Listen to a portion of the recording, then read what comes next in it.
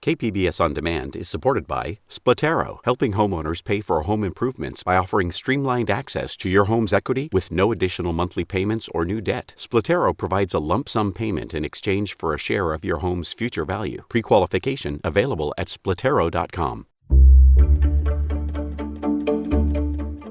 Good morning, I'm Annika Colbert. It's Wednesday, February 9th, phasing out school masking. More on that next, but first, let's do the headlines.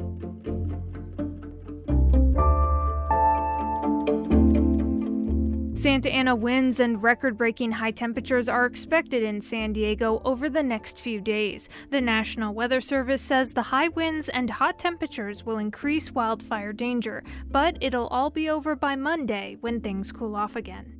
The process for creating a new San Diego Commission on Police Practices has been slow-moving. Commissioners are stepping down and can't be replaced because the City Council has yet to approve a process for doing so. Commission Chair Brandon Hilpert sent a letter to the San Diego City Council, urging them to allow for new commissioners to be seated immediately. He says there's not enough commissioners to keep up with the growing caseload. Typically, in an average year, we'll probably close about 60 cases. And that includes everything from individuals complaining that they were arrested when they shouldn't have been. It also includes officer-involved shootings and in-custody deaths. So the number on average is usually about 60 a year. Last year in fiscal year 21, we closed about 125. Rules on appointing new commission members may not be approved by the City Council until January of 2023. Micro-businesses like those offering pet sitting and cleaning services in San Diego County could soon be eligible for pandemic aid money. County supervisors unanimously approved almost $3.9 million on Tuesday to help more than 1,500 micro-businesses. The program is partially funded by the state. To qualify, businesses must have earned less than $50,000 in 2019, be the owner's primary source of income, and have 5 or fewer employees. From KPBS, you're listening to San Diego News Now. Stay with me for more of the local news you need. KPBS On Demand is supported by Latino Legacy Foundation, presenting their Storyteller series, Reach for the Stars with Ellen Ochoa, the first Latina astronaut, former NASA director, and San Diego native. Sunday, June 29th. More at latinolegacyfoundation.org.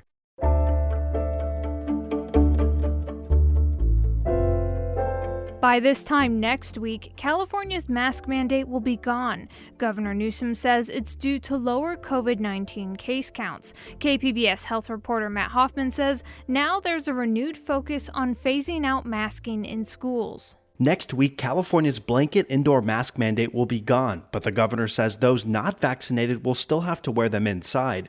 The face covering requirement will also stay in place for schools. I think we need to continue to plan for the next phases and steps. San Diego County supervisors adopted a motion Tuesday from Board Chair Nathan Fletcher directing county staff to work with the state to help change masking rules in schools. To develop a safe and responsible path to phase out the mask requirements for K through 12 students. Just up the road in Los Angeles County, officials there have decided to keep the indoor mask mandate past the 15th. San Diego County Health Officer Dr. Wilma Wooten indicated that would not be the case here and says officials will follow state guidance. We would resume actions that were occurring prior to when that mandate was put in place. Matt Hoffman, KPBS News.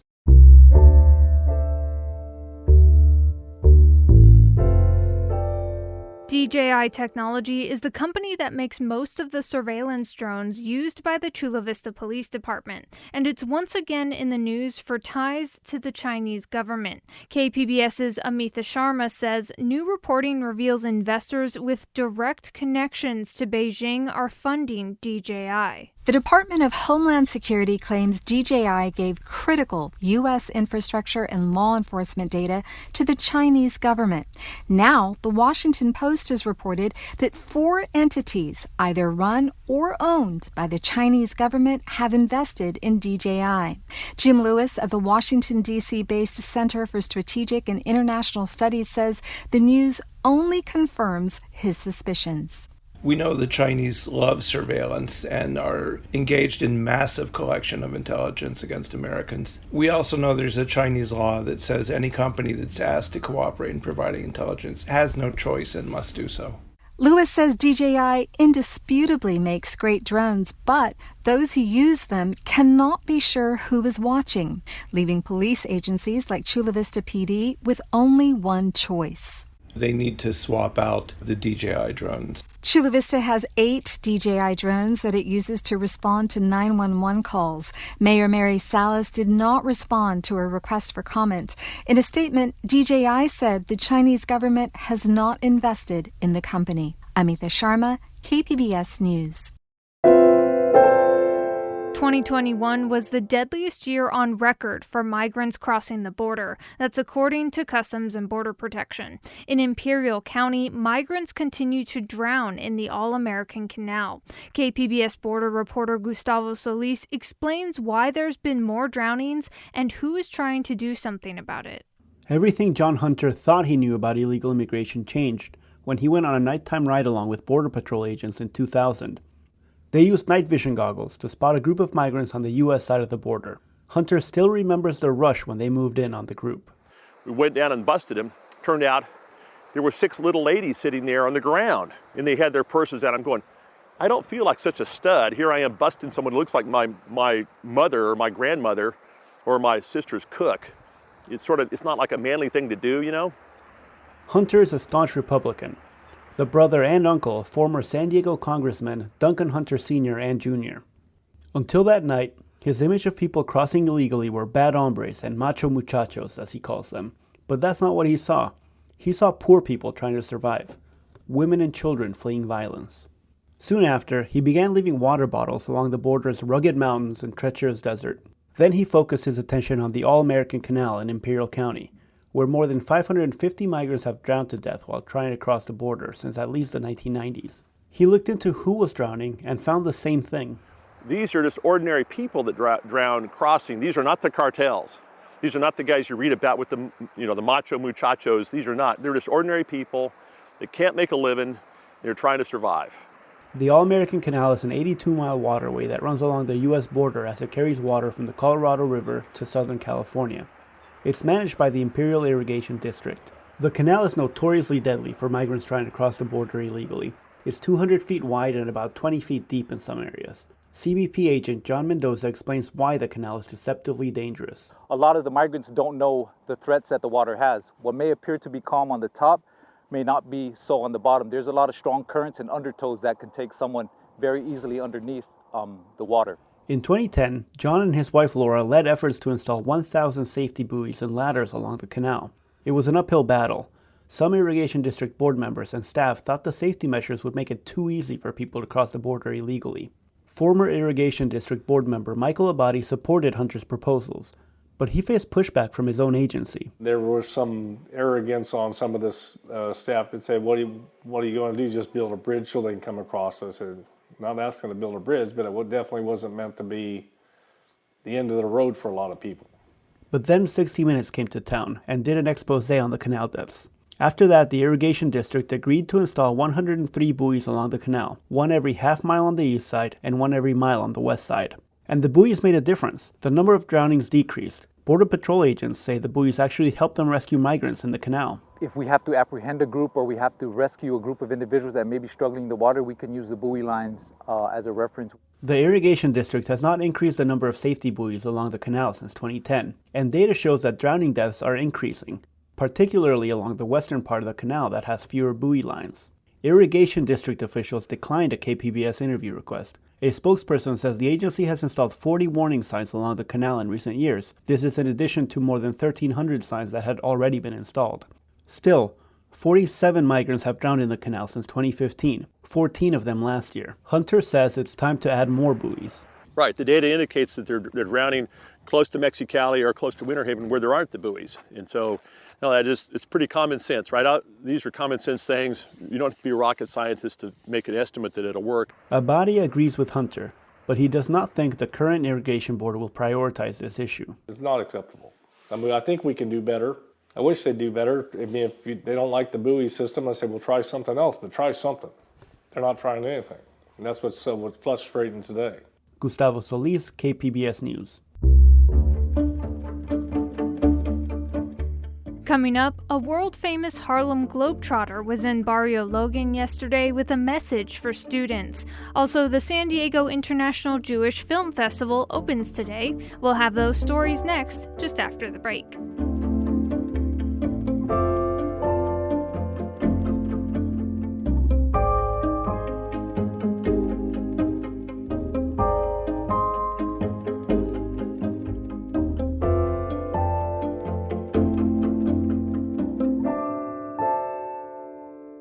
KPBS On Demand is supported by Latino Legacy Foundation, presenting their Storyteller series, Reach for the Stars with Ellen Ochoa, the first Latina astronaut, former NASA director, and San Diego native, Sunday, June 29th. More at latinolegacyfoundation.org.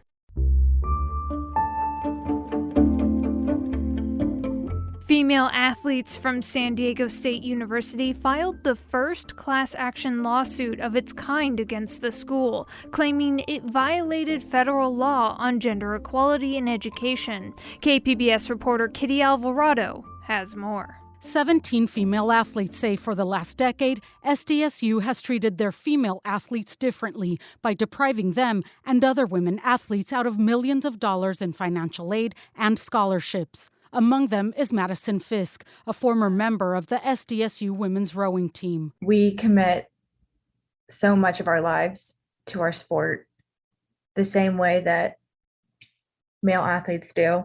We're no different. She and other athletes accuse the university of violating Title IX, the federal civil rights law that bans discrimination in schools or school programs based on sex. They're suing SDSU for $1.2 million. It's the first Title IX lawsuit that seeks monetary compensation. When our team was cut, that was really a slap in the face. That was really kind of a wake-up call. Most of the students in the lawsuit are from the rowing team that was cut after the 2021 season. This was hard, not just for myself, but to see all these women that dedicate so much of their lives completely stripped of their opportunities. In a letter, the athletics director, John David Wicker, cited financial issues brought on by the pandemic as part of the reason for cutting the team, and they had too many female athletes to comply with the law. Arthur Bryant, who represents the athletes, says this excuse to cut the team doesn't fly and says the proof is easy to find in the financial documents they must file with the federal government. The most compelling thing was actually the information that SDSU filed with the federal government showing that it is violating Title IX and depriving women of equal athletic opportunity. It's stunning. SDSU declined an interview but sent us a statement denying the allegations. It says they're disappointed by the incomplete picture presented by the plaintiffs' lawyers about the support and successes of SDSU female athlete students and always put students first. What's incredible about that statement is it ends by saying we have always put our students first. In this area, SDSU has always put its female students second. Madison says it's about more than the money. I just want us to be the last ones. I don't want anyone else stripped of their opportunities the way we have been. Kitty Alvarado, KPBS News. One of the world-famous Harlem Globetrotters visited the Monarch School in Barrio Logan yesterday. KPBS education reporter MG Perez was there. There is great anticipation as students file in for the first assembly since the COVID shutdown here at the Monarch School. These 4th and 5th graders are ready to hear a message and watch some magic moves from a world-famous Harlem Globetrotter. A lot of times, bullies bully people because they're looking for some attention. Don't give them the attention that they're seeking. Julian Zeus McClurkin is a 6'8" forward for the Harlem Globetrotters. He's got signature moves and a signature message he carries to students around the world to stop bullying. He speaks from a lifetime of experience. Discrimination is a part of bullying. You know, there's different levels to it. That's one way that we were bullied, coming up. Not allowing African Americans to play basketball in white-only leagues. Kristen Tanner has taught at the Monarch School 17 years. She's seen bullying of her students, who are all homeless or living with home insecurity in Barrio Logan and downtown. Mrs. Tanner puts it this way in her fourth grade class. And a lot of times someone who's bullying is someone who's hurting themselves. And so it begins with learning to be compassionate and kind and respectful within their community. The globe-trotting Zeus talks about the ABCs of defeating the bullies with action, bravery, and compassion. A kid's attention span sometimes can be kind of short, but if we can use that attention and use this basketball to do so, I think it's very pivotal, and we can probably stop some behaviors that we don't want in the future. 10-year-old Gabriel Salas gets the message for any of his classmates being bullied. What advice would you give him? To walk away and stuff, and not to, don't let them try to fight you. And now the moves the Globetrotters are known for. Mission accomplished. MG Perez, KPBS News. The San Diego International Jewish Film Festival returns today in person and online to showcase more than 24 films from around the world. KPBS film critic Beth Accomando has this preview. Film festivals at their best are adventures that take you on journeys into uncharted regions.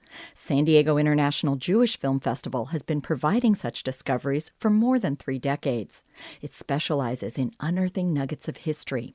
Take the documentary Song Searcher.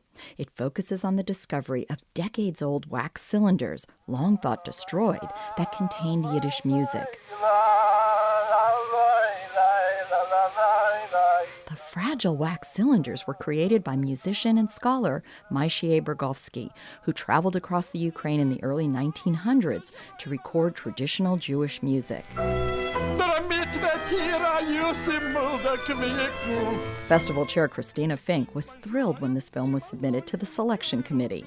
When it comes to a film about a new story, a new discovery, a new piece of history, this really brings it in an exciting way to the public so that they can learn and enjoy independent cinema. These cinematic and historical discoveries can once again take place in person, says Fink. We have stepped forward with a hybrid festival, and every film will be shown in our Garfield, which has not only amazing technology, but they've really ramped up all the filtration for health and COVID standards. And then every film is online.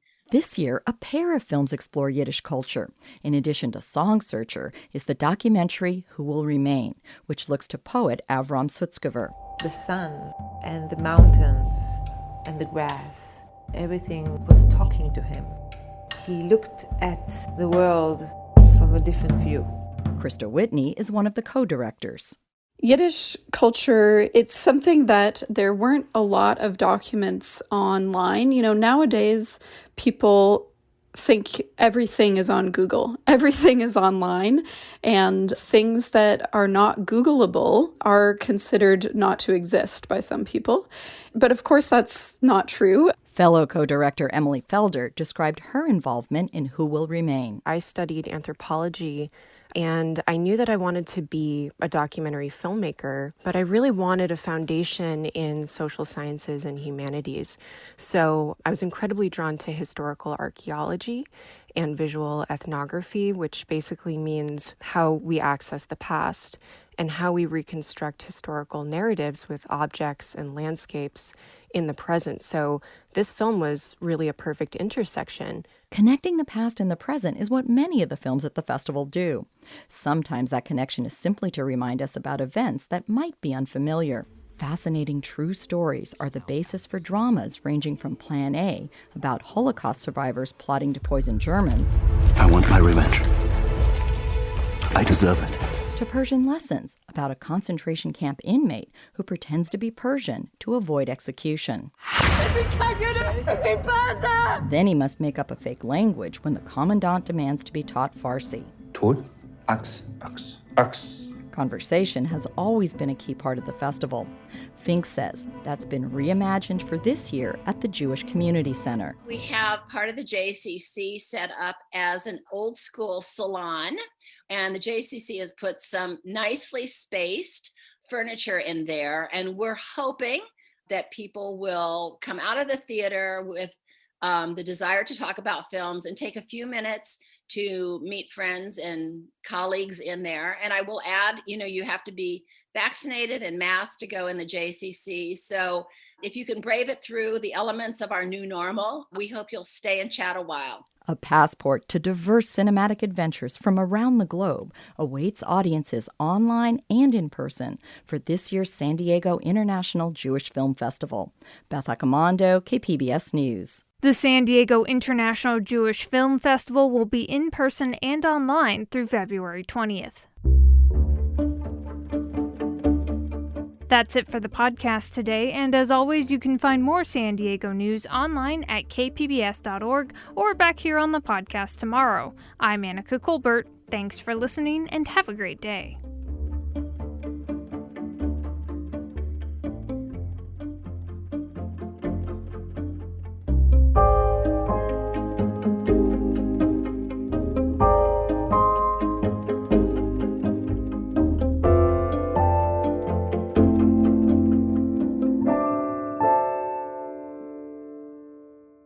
KPBS On Demand is supported by Latino Legacy Foundation, presenting their Storyteller series, Reach for the Stars with Ellen Ochoa, the first Latina astronaut, former NASA director, and San Diego native, Sunday, June 29th. More at latinolegacyfoundation.org.